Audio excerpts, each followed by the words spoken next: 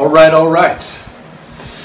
This is Expat Unchained, Luke Brandon, talking to you once again from Phnom Penh, Cambodia, where I will not be residing much longer. Moving to the Philippines in the very near future. Really happy to get out of here, actually, as the Chinese invasion has ruined everything I loved about this beautiful country. So let's get right to the point. Did a pretty long video just before this, released yesterday on the main channel called Expat Unchained, of course. And you can find that video from yesterday right here. The main channel is where you can find all my best content going back a few years, and that's where the bulk of my stuff is always going to be released unless they delete the channel on us.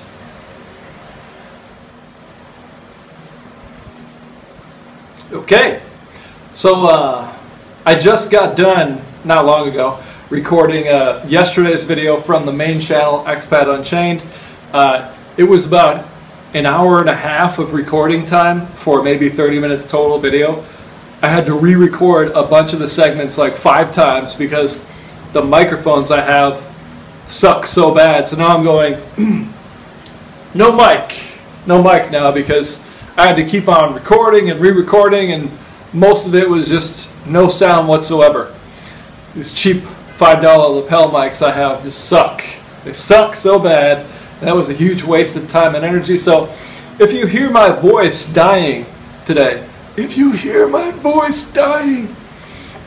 or my energy dies down, it's because I just re-recorded that video like 5 times today after much trial and error and much technical equipment failures with the mics. So now it's no mic, and I'm sorry if the sound sucks, but I got this fan turned off, so it's going to be a little hot for me. This fan is on, windows closed, and that's that. So yeah, I just did a lot of recording, and yesterday's video on the main channel, which I just recorded, I'm doing this back to back like a boss. That was a long one. Yesterday's video on the main channel, Expat Unchained, and I was thinking maybe we can move it along a little faster on this one with no mic, no wire here messing it up. Maybe stay on point a bit more. I got a video request to cover today. I will do a personalized video like this one and like yesterday's video for a minimum starting commission of $50. Any research, reconnaissance, or travel required, that of course is extra. So here is what our anonymous donor today wants to know, and I think you might find this topic intriguing. Ever gotten a prostitute in the Philippines or Thailand or Cambodia? What the heck was it like? As in, how did it feel before and after the actual transaction? If you could press a magic button, turn back time, and not do it, would you? If you don't want to talk about this, then just keep the money. No, seriously, it's okay.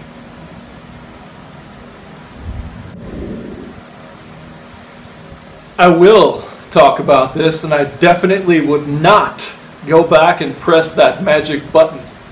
Not in any way whatsoever. Alright, so right off, I will say I have gotten a hooker everywhere except the Philippines so far. This used to be kind of a fun pastime for me in my drinking days, but when I lost interest in alcohol, I also lost interest in getting hookers and pretty much dating. There's kind of not much difference there. It might be different also if I didn't live on such a small, minuscule income, because getting bar girls and going on dates is a major money waster. You might as well be flushing your money down the toilet at some point. Of course, I basically live a monk life now and have been for about 1.5 years. Pretty happy and healthy and productive this way. I never got a hooker when I was in the Philippines though, because I was married at that time.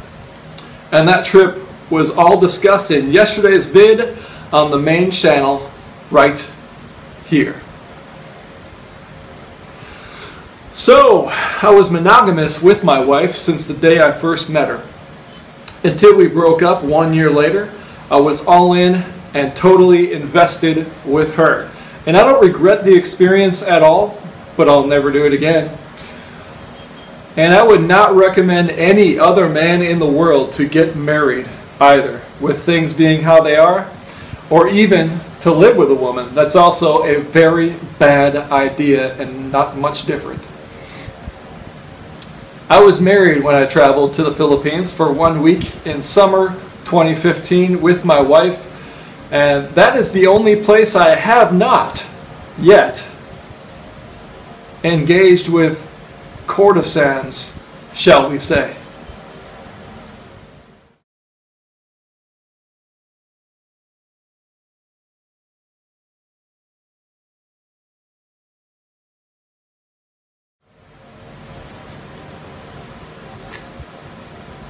Otherwise, I've been with lots of bar girls in Pattaya and Bangkok.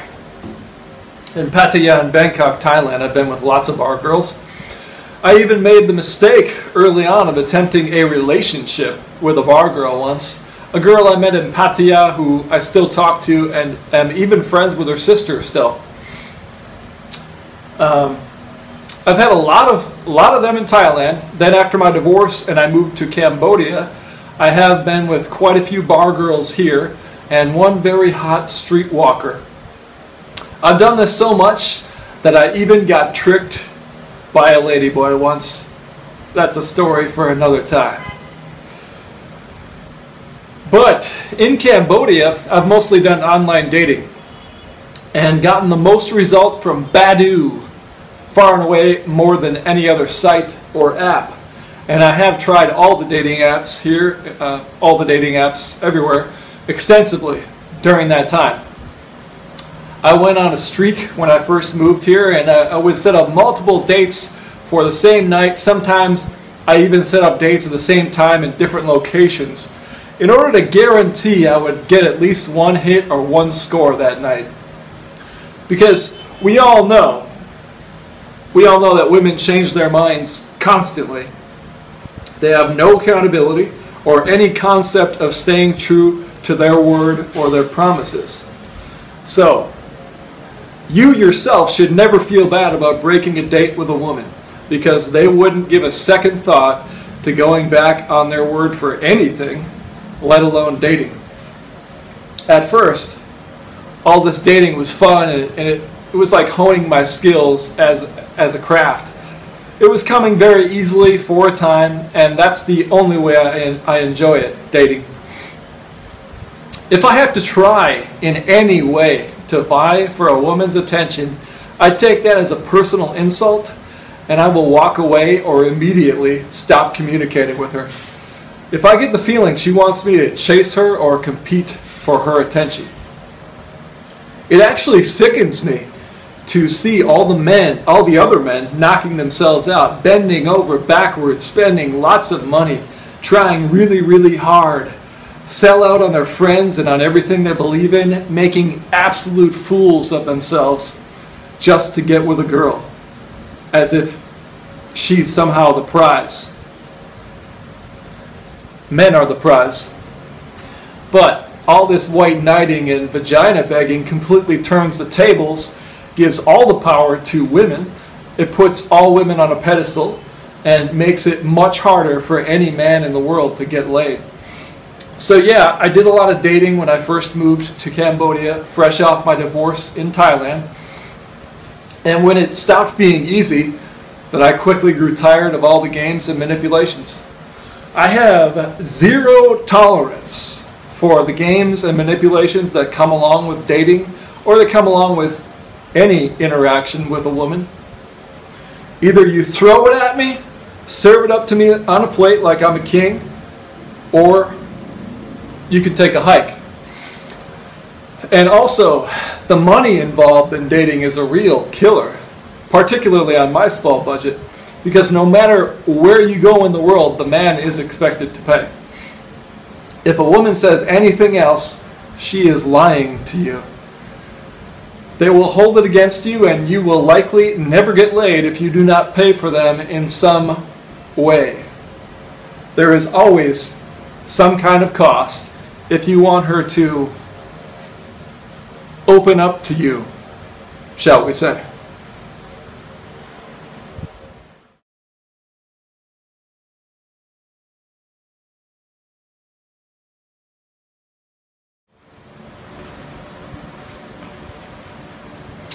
And that brings me to the real heart of the matter today. The main point. All women are prostitutes. And there is nothing wrong with prostitution, which is the same equation as dating and marriage and all human reproduction since the dawn of man. The only thing that's wrong is lying about this business transaction and pretending you are doing something else, glorifying it to make it out to be something noble, pure, classy, or romantic. One of my best videos ever is completely all about this, especially one of my personal favorite videos.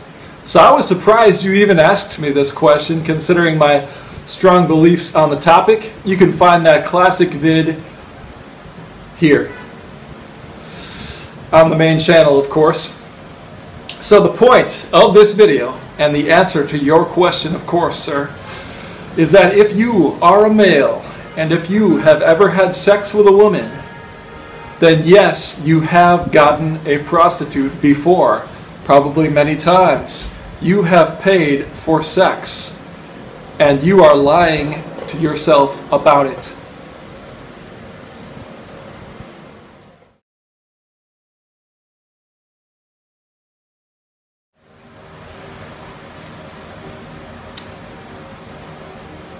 Dating is exactly like money laundering, actually.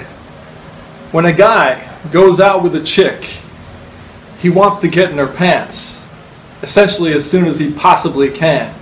He knows it, and she knows it. She knows it even more so. Women are inherently and keenly aware of the balance of power going on and how much power she holds over that man every step of the way. And they will not spread their legs for you unless you spend a certain amount of money and unless you put in a certain amount of effort. But instead of just giving the money directly to her and saying, how much exactly? Can we have sex now? And what exactly can I do with you and for how long? Instead of that direct, honest, respectable way of doing it, instead, you have this false and extremely manipulative game and mating ritual where both the man and the woman are lying to each other, trying to make themselves out to be something much better than what they really are. And the woman basically leads the man along like a dog jumping through hoops. He has no idea just how much money he will have to spend. He has no idea how many degrading and insulting humiliations he has to go through.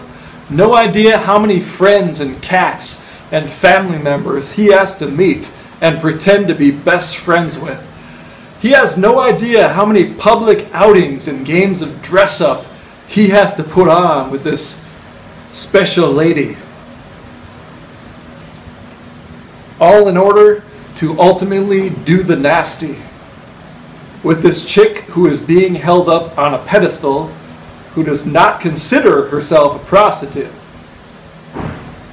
but is in fact a much more dishonest and expensive version of a hooker. Because she is having sex based entirely on how much money the man has and how much he will spend on her.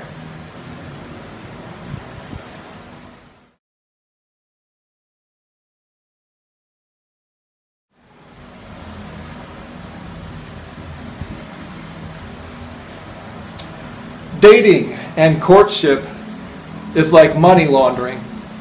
Because it's like, oh no, you don't give the money directly to me.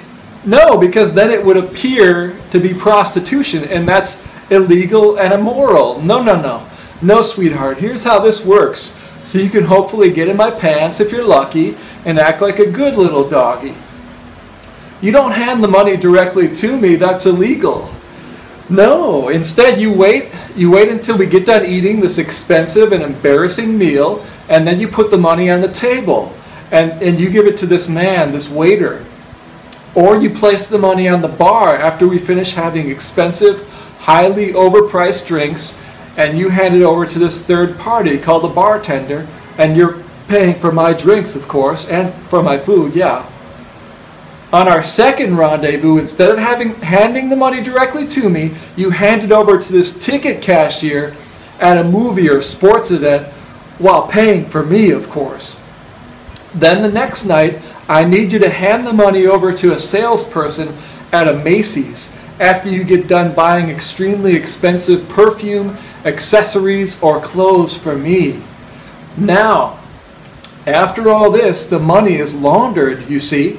It's totally cleaned and laundered. And then it's not prostitution, because you didn't hand the money directly to me, and therefore that means I'm not a hooker.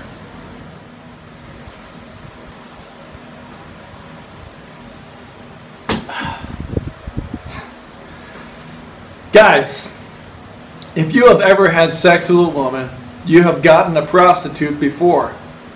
Probably many times. Girls, if you ever went through this courtship and mating ritual and then had sex with a man, you are a hooker. Except all of you, both men and women, are actually much more dishonest than an actual professional escort or John is.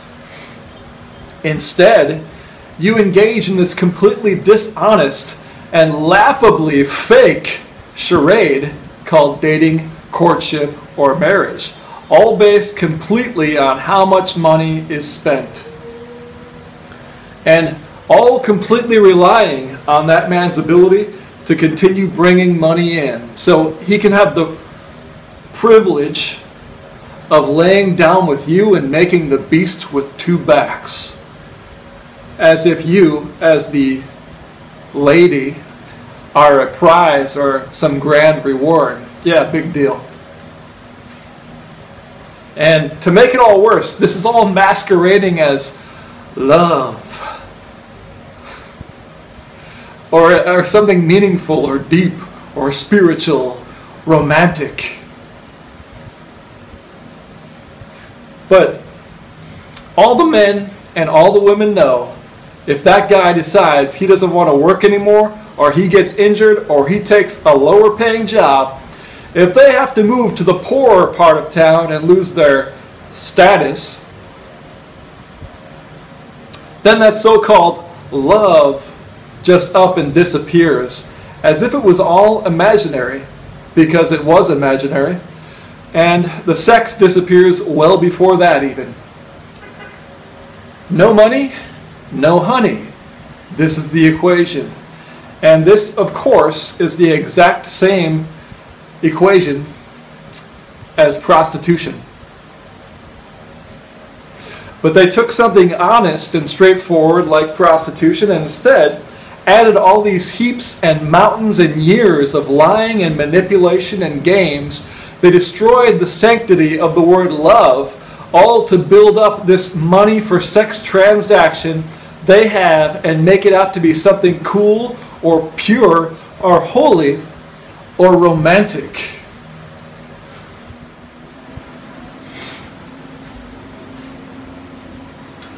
Because only losers pay for sex, right? Real men instead play this extensive courtship and mating ritual, spending loads of cash, much more than he would pay for a professional call girl, and never knowing how many hoops he has to jump through and how much cash he needs to fork over before he can get his joint wet, before he can dip his wick. A real man humiliates himself and stops hanging out with his friends. He goes back on everything he believes in, gives up his dignity, all just so that he can get laid. A real man emasculates himself in order to have sex. A loser just hands the money over in a simple, straightforward, honest transaction for one night of fun. No strings attached. That's disgusting and totally uncool. Only losers do that. In order to be a good woman, you must play the role of the puppet master, holding all the power over a man's life and future, manipulating and torturing him to no end, coercing him into spending a lot of his hard-earned money in order to get your goods. Otherwise, if you, as a woman, just allow a man to put some cash directly in your hand, and then you go somewhere and go do what you've both been wanting to do to each other, have a good time, part ways, and maybe agree to do it again sometime. Well, that's just dirty. And then you're not a lady then, right? Because you weren't manipulative and dishonest enough about the transaction. You didn't treat it like money laundering, and therefore you have no class then, because you weren't dishonest enough. All men and women need to do the money laundering charade with their sexual encounters. In order to be considered classy and respectable, you got to do the money laundering game. Also, a man can put his hard penis into a woman's eagerly awaiting vagina.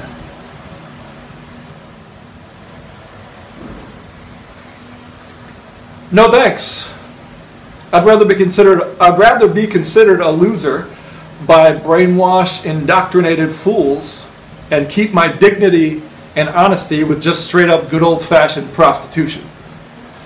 Or I'll go on dates if I think it will involve less money than a bar girl, and if I had to put in no effort whatsoever. Just being myself. As soon as a girl starts acting like she's the prize and I need to vie for her attention, it's over, I'm out. And then, it is most definitely her loss and not mine. I am the prize. Men are the prize. Men are the leaders. And they damn well need to remember this and start acting like it. Start acting like men and not simps.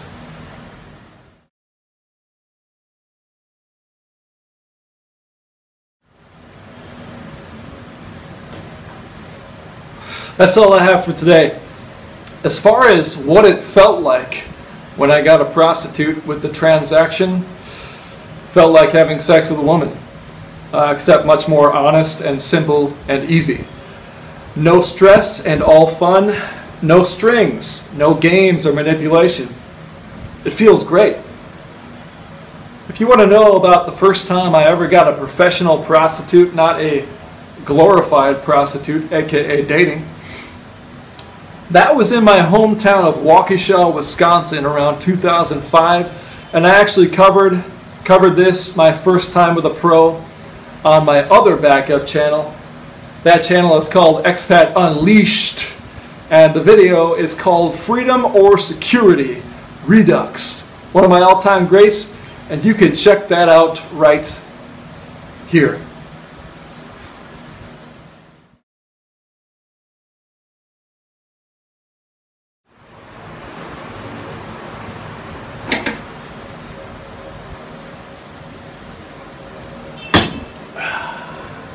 Thank you all for coming by today. I truly appreciate you sharing in this age of enlightenment with me, this second American Revolution. If you got some value out of this video today, or if you find my work entertaining and want to see more of it, please give back in the Patreon, PayPal, or crypto links down below in the video description. When you support this channel, Expat Unchained, you are financing something much bigger than me. You are financing the fight for freedom. And I parlay that support into growing this thing, getting bigger, better, badder, and more effective at destroying the lies of our globalist, blue pill pushing overlords. Also, go check out the new website, expatunchained.com. It will change your life forever, and you will no longer be able to see things the way you once did. There will be no more slave life for you. expatunchained.com. Check it out and support this resistance, my friends. If you are receiving this transmission, you are the resistance. I will see you next time as I take it on over to Manila. Exciting adventures to come, all documented on video. I'm taking you along with me every step of the way. So this is Expat Unchained, Luke Brandon, saying sayonara and telling you to take back your life, take back your freedom, and take back your manhood.